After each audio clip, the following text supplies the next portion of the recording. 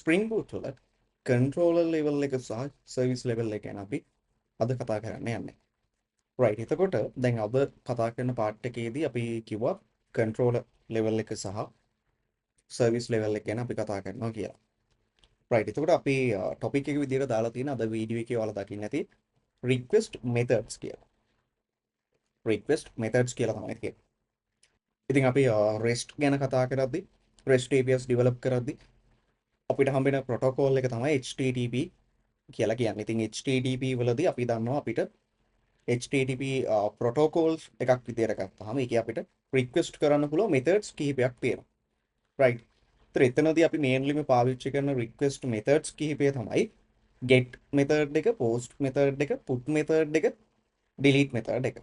ඒතර ඔය methods හතර mainly පාවිච්චි කරන ඊට අමතරව add වෙලා තියෙන තව methods ගණනාවක් තියෙනවා. හැබැයි ඒ අතරිනුත් අපි patch කියලා method එකක් තියෙනවා. මේ method එකත් අපි normally මේ REST APIs develop කරද්දී පාවිච්චි කරනවා. right. අපි මේ පළවෙනි වීඩියෝ එකේ හරි අපි මේ request methods ගැන කතා කරන වීඩියෝස් අපි parts දෙකකට තමයි අරගෙන එන්නේ. ඉතින් part 1 එකේදී අපි කතා කරනවා get සහ post කියන methods දෙක අපි කොහොමද පාවිච්චි කරන්නේ Spring Boot application එකක් ඇතුලේ. අපි එනවා අපේ application එකට Spring Boot application එකක් ඔයාලට මේක හදාගන්න පුළුවන්. අපේ Spring Initializer website එකට ගිහිල්ලා project එක මේවන් විදියට select කරා, language එක Java කියලා දුන්නා, version එකක් ගන්න latest version එක. ඊට පස්සේ group ID එක, artifact එක, name එක, description එක, package name එක දීලා අපිට පුළුවන් මේක generate කරගන්න. generate කරද්දී dependencies විදියට අපි දැනට දාගන්නේ මොකක්ද? Spring Web කියන dependency එක. ඉතින් මේ විදියට project එකක් generate කරගෙන ඔයාලට පුළුවන් IntelliJ IDE එකෙන් open කරගන්න. මේ open කරගත්ත project එකක් තමයි මම ගාව තියෙන්නේ. right. දැන් අපි සාමාන්‍ය project එක හදාගෙන යද්දී අපි කිව්වා අපි Spring MVC එක තමයි යන්නේ. මේ MVC කියන කතන්දරේදී අපි දන්නවා controller කියලා layer එකක් තියෙනවා, service කියලා වෙනම layer එකක් තියෙනවා. ඔය layers වලට අපි වෙනම packages දෙකක් හදා ගන්න ඕනේ. ඉතින් මම මගේ right click කරා new ගියා package කියලා දුන්නා. controller කියලා එක package එකක් මම හදා ගන්නවා. අනිත් package එක මම service කියලා හදා ගන්නවා. right. ඔන්න separate කරගත්ත project එක ඇතුලේ වෙනම locations දෙකකට වෙනම package කරගත්ත controllers වෙනමත් services ටික වෙනමත් අපි store කරගන්න. එතන මේ service controllers කියන්නේ සියල්ලම අපි දන්නවා Java classes නේද? හරි. Java classes. ඉතින් control එකක් ගත්තාම control එකක් අපි හදාගමු.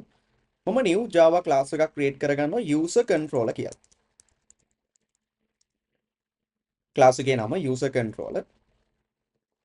right. එතකොට මේ user controller කියන එකේ අපි class එක හදාගත්තට පස්සේ තාමත් මෙයා just Java class එකක් විතරයි. ඒත් අපි මේක control එකක් බවට පත් කරන්න ඕනේ. ඉතින් ඒකට අපිට annotation එකක් තියෙනවා @controller කියලා. @controller කියලා annotation එකක් තියෙනවා. අපි මේවට කියන Spring framework එකේ තියෙන stereotypes කියලා. ඉතින් ඔයාලට බලා ගන්න පුළුවන් මේ controller කියන class එකේ import උනේ stereotype කියන package එකක් ඇතුලෙන්. right. ඒතර මෙන්න මේ user controller කියන කෙනා දැන් තමයි මෙයා control එකක් බවට පත් වෙන්නේ. Spring framework එක මෙයා control එකක් බවට දකින්නේ දැන්. right. හරි. ඒතර control එකක් ඇතුලේ අපි දන්නවා සාමාන්‍යයෙන් API endpoints තියෙනවා. API endpoints තියෙනවා. ඉතින් මේ API endpoints එක කතා කරන්න අපි හදාගන්න ඕනේ methods. right. අපි කියමු සාමාන්‍යයෙන් මෙන්න මේ controller කියන එක දාගෙන අපිට කියන්න පුළුවන් public string එකක් return කරන අපි කියමු say hi කියලා පොඩි method එකක් මම හදාගන්නවා. මේකෙන් මම return කරනවා hi මගේ නම. right. ඊට මෙන්න මේ විදිහට මම පොඩි method එකක් හදාගන්නවා. right. දැන් අපිට control එකක් තියෙනවා method එකක් තියෙනවා. හැබැයි මේ method එකකින් තාම return වෙන කෙනාව කොහෙන්ද බලා ගන්න පුළුවන් ඒ කිසි දෙයක් අපි කියලා නැහැ. right. කවුද මෙයාව call කරන්නේ? ඒ කිසිම දෙයක් අපි මෙතනදී define කරලා නැහැ. ඉතින් අපිට කියන්න වෙනවා අපේ server එකට මෙන්න මේ API endpoint එකට call එකක් આવොත් මේ method එක වැඩ කරන්න. ඉතින් අපිට ඒක කරන්න පුළුවන් request mapping කියලා අපිට තියෙනවා annotation එකක්. මේකට මම දෙනවා /hi. right. hi කියන endpoint එකට call කරාම මට මෙන්න මේ text එක බලා ගන්න පුළුවන් වෙනවා. right. text එක බලා ගන්න පුළුවන් වෙනවා.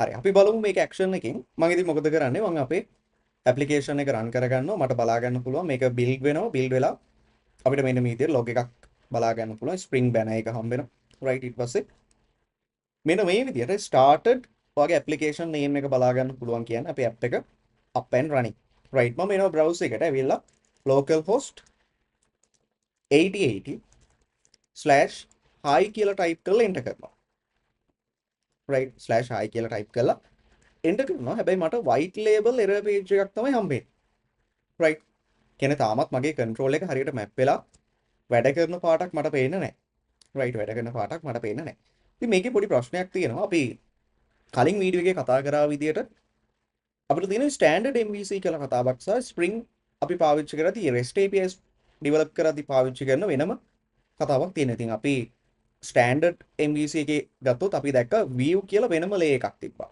ඉතින් මෙතනදී අපි control එකක් විතරක් විදියට මෙයාව පාවිච්චි කරලා තිබ්බොත් මෙතනදී පොඩි ප්‍රශ්නයක් තියෙනවා. මෙයා බලන්නේ view එකක් response කරන්න. right ඒ කියන්නේ HTML page එකක් time leaf වගේ use කරනවා නම් time leaf වල තියෙන template එකක් මෙයා response එකක් විදියට දෙන්න බලාගෙන ඉන්න. ඉතින් මේ string එකෙන් ගන්න මෙයාගේ time leaf template name එකක්. right අන්න ඒ විදිහට තමයි controller කියන එක දාලා අපි ඔය වැඩේ කරොත් අපිට වෙන්නේ. right එතකොට response body කියලා තව මට annotation එකක් තියෙනවා response body කියලා. ඉතින් මේ annotation එක මම දාලා මේ application එක මම rebuild කරගන්නවා. right rebuild කරගන්න. ඉතින් run වුණාට පස්සේ අපි බලමු කොකක්ද output එක මොන විදියටද මේක වෙනස් වෙලා තියෙන්නේ කියලා. right ඔනේ started කියලා මට බලා ගන්න පුළුවන්. අර දැන් මම hi කියන endpoint එකට call කරාම මට කෙලින්ම hi පූජිත කියලා බලා ගන්න පුළුවන්. ඉතින් මේකට හේතුවක් තියෙනවා. මම අර කිව්වා වගේ controller කියලා විතරක් තිබ්බොත් මොකද වෙන්නේ? අපේ method එකට request කරාම නැත්නම් අපේ endpoint එකට call කරාම එයා expect කරන්නේ මේකට අදාළ HTML page එකක් එහෙම නැත්නම් time leaf template එකක් තියෙයි කියලා. හැබැයි දැන් මේ වෙද්දී අපි එහෙම කියන්නේ implementation එකක් කරලා නැති නිසා එයාට controller කියන එක විතරක් තියෙද්දි මේක පෙන්වන්න විදියක් තිබුණ නැහැ. හැබැයි response body කියන එක ගත්තාම අපි කියනවා මේක නිකම්ම නිකන් control එකක් නෙමෙයි view එකක් response කරන කෙනෙක් නෙමෙයි මේක සාමාන්‍යයෙන් අපි දෙන්න content එක response body එකට දාලා යවන control එකක්. ඒතර ඒ විදිහට මම කියලා තියෙනවා මෙතනදී. ඒතර දැන් මොකද වෙන්නේ? මේ string එක කෙලින්ම මට response එකේ යවනවා. දැන් views බලනවද? views බලන්නේ නැහැ. මේක කෙලින්ම අපි මේක normally පාවිච්චි කරන්නේ JSON convert කළා JSON එකක් විදියට response එකක් දෙන්න අපිට string එකක් just response කරන්න පුළුවන්. ඒතර මට කියන්නේ data එක කෙලින්ම මට response එකේ වල තියෙනවා. අර response body කියන එක දාගත්තට පස්සේ control එකට. ඊට පස්සේ දැන් අපේ මේ තියෙන control එක අපිට මේ විදියට annotations දෙකක් දාන්න වෙන නිසා අපිට දීලා තියෙනවා rest controller කියලා එක annotation එකක්.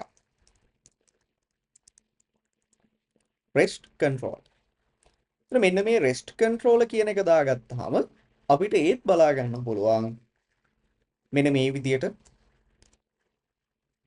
application එක start වුණා. refresh කරලා අපි බලමු. මට වෙනසක් බලා ගන්න බෑ. මගේ text එක ලස්සනට මට response එකක් විදියට හම්බෙලා තියෙනවා බලා ගන්න පුළුවන්. right ඉතින් මොකක්ද වෙලා තියෙන්නේ? rest controller කියන්නේ controller කියන annotation එක සහ response body කියන දෙන්නක එකතුවක්.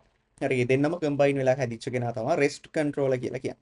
ඒතර අපි annotation දෙකක් දාන්න අවශ්‍ය නැහැ. අපි REST API එකක් නම් develop කරන්නේ අපි පාවිච්චි කරන්නේ REST control එක. අපි views response කරන control එකක් මොකක් හරි හදනවා නම් අපිට පුළුවන් controller කියලා වෙනම annotation එක පාවිච්චි කරන්න. right. ඒතර අපි දැන් මෙතනදී REST control එක පාවිච්චි කරගෙන ඉස්සරහට යමු. ඊට පස්සේ දැන් අපි request mapping කියලා කතාවක් පාවිච්චි කරන්නේ. ඒක method level එකකින් තමයි පාවිච්චි කරේ. මේ request mapping කියන එක අපිට controller level එකකින් use කරන්නත් පුළුවන්. request mapping එකේදී මට කියන්න පුළුවන් මෙන්න මෙතනදී මෙයාගේ global path එකක්. මේ control එකේ global path එකක් කියන්න පුළුවන්. මම කියනවා /API/v1/users. right. මෙන්න මේ විදිහට මම පොඩි path එකක් කියනවා. එතකොට දැන් මම මේක restart කරොත් මට මෙන්න මේ hi කියන request එක යවා ගන්න ඕනි නම් මම ඒක call කරන්න ඕනි localhost 8080/hi කියලා නෙමෙයි hi කියලා මම request කරොත් ඔන්න මට බලා ගන්න පුළුවන් white label error page එකක් තියෙනවා. කියන්නේ මගේ request එක වැරදි. මෙහෙම endpoint එකක් නැහැ. හැබැයි මම api/v1/user/hi කියලා search කරොත් අන්න මට මගේ නමත් එක්ක hi කියන word එක බලා ගන්න පුළුවන්. ඒ කියන්නේ මේ විදිහට endpoint එකක් තියෙනවා. right. අන්න ලස්සන වැඩක් අපිට controller level එකකින් එයාගේ base path එකක් තියලා තියන්න පුළුවන්. ඒකට අනුව තමයි මෙන්න මේ sub paths ටික හැදෙන්නේ අපි හදන methods වලට අනුව. ඒතර මේ format එකට තමයි අපි අපේ controllers ටික define කරන් යන්නේ ඉස්සරහ. ඒතර request mapping එකක් දාගන්නවා control එකට. standard එකක් විදිහට API එකක් develop කරද්දී /api/v1 v2 v3 වගේ versioning එකක් එක්ක තමයි අදාළ entity එකේ නමත් එක්ක අපි actions ටික දාගන්නේ පහලින් පහළ. right. හරි.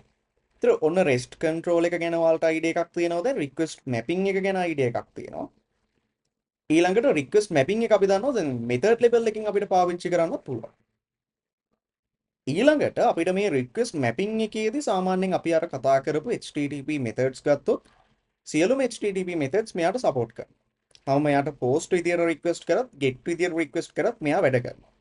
හැබැයි මට මේක limit කරන්න ඕනේ නම් යම්කිසි request type එකකට method එකකට මට කරන්න තියෙන්නේ request mapping එක පාවිච්චි කරන්නේ නැතුව අදාළ request method එකේ නමින් තියෙන mapping එක පාවිච්චි කරනවා. ඉතින් මම මෙතනදී get mapping කියලා මෙයාට දාගත්තොත් /hi කියලා මෙන්න මෙතනදී අපිට මෙයාට යවන්න පුළුවන් නැත්නම් මේ hi කියන endpoint එක call කරන්න පුළුවන් get method එකකින් විතරයි. ඒතර අපිට ඕන post mapping එකක් add post mapping කියලා එකක් තියෙනවා. ඒක පාවිච්චි කරන්න පුළුවන්.